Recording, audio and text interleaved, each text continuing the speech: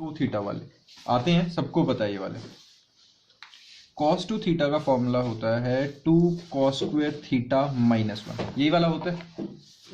दूसरा एक और कौन सा होता है 1 माइनस 2 साइन स्क्वायर थीटा, ये होता है ना, बिल्कुल ये वाला होता है। तो ये जो दो फॉर्मूले हैं हमारे, हमें क्या लगता है कि यहाँ 2 थीटा होता है तो ये फॉर्मूला लगता है। तुम्हें नहीं लगता होगा, क्या पता, मतलब ज़्यादातर बच्चों को पता है तो बहुत अच्छी बात है, पर मेरे से जो ज़्यादातर स्टूडेंट्स ने क्वेश्चन किया है वो यही किया है कि भाई यहाँ 2 थीटा होता है तब तो ये फॉर्मूला लगा देते हैं, जब अकेला थीटा होता है तो हमारे पास कुछ नहीं होता।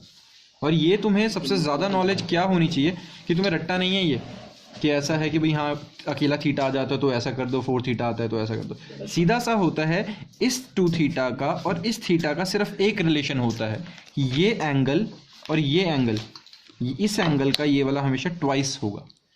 अगर यहाँ 4 आ गया तो यहाँ पे 2 थीटा आ जाएगा, अगर यहाँ 8 थीटा आ गया तो यहाँ 4 थीटा आ जाएगा। अगर यहाँ अकेला थीटा आ गया दैट इज cos x आ गया तो यहाँ फॉर्मूला बन जाएगा 2 cos square x by 2 minus 1।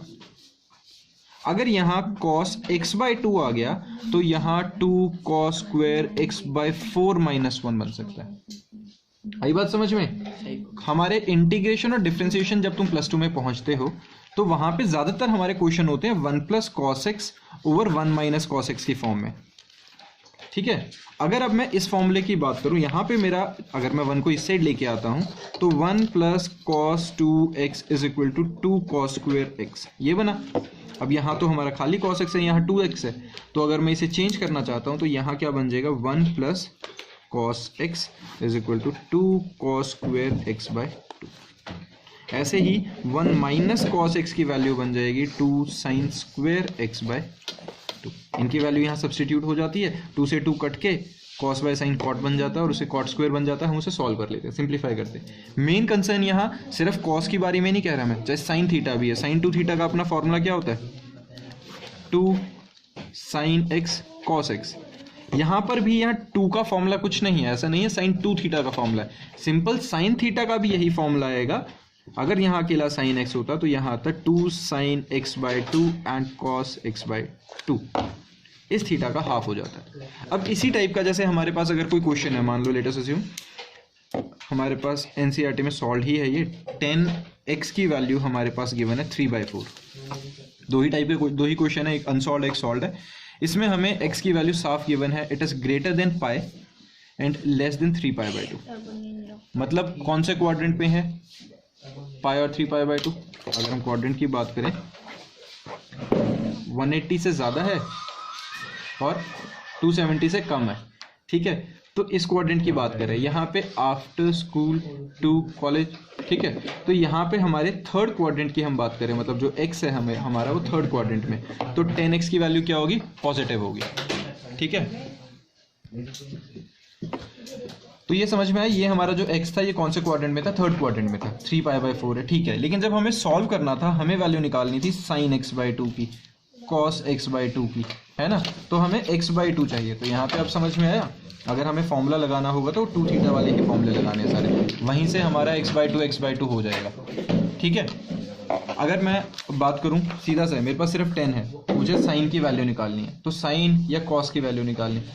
10 और साइन को हम रिलेट कर सकते हैं, कैसे करेंगे, tan theta is equal to, अगर मैं नॉर्मली बात करूं tan x is equal to sin x by cos x होता है।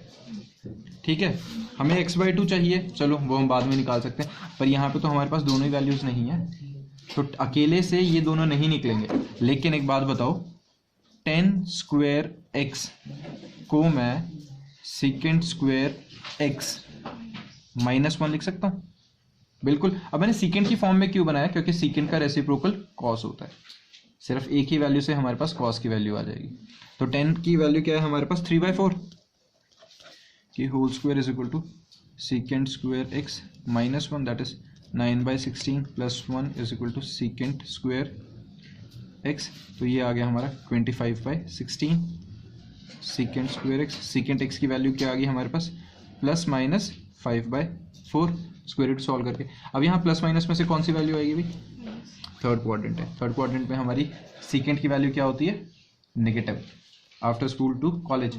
टेन और कॉट छोड़ के सारी नेगेटिव, सीकेंट की भी क्या होगी नेगेटिव, तो हमारी सीकेंट की वैल्यू क्या होगी -5/4, कॉस एक्स की वैल्यू क्या होगी -4/5, कॉस की वैल्यू आ गई।